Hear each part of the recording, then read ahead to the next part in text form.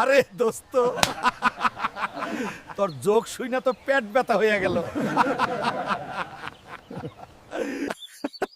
চল আজকে chicken fry খাই। দোস্ত আমিও খামু, আমাকেও নিয়ে চল। তুই খাবি চিকেন? তোর পকেটে ফুটা পয়সা আছে? যা ভাগ ফকিন্নির বাচ্চা। গরিব বইলে কি আমার শখ আহ্লাদ নাই? সামান্য চিকেনের জন্য ওরা আমার এত ছোট করলো। এই অপমানের বদলা আমি নিবই। তোরা দেখানিস হাল্ক কি করতে পারে। এই কয় টাকায় হবে না মালিক, আমার আও কাজ লাগবে, আমি বড় লোক হবই। আল্লাহর দয়ায় এখন আমি ম্যানেজার, মাসে লাখ টাকা বেতন। দিন বদলাইছে।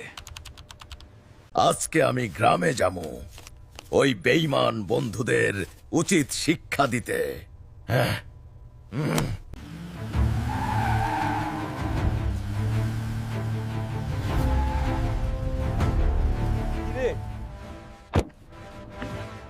এইটা তো হাল্ক, এত দামি গাড়ি কই পাইল?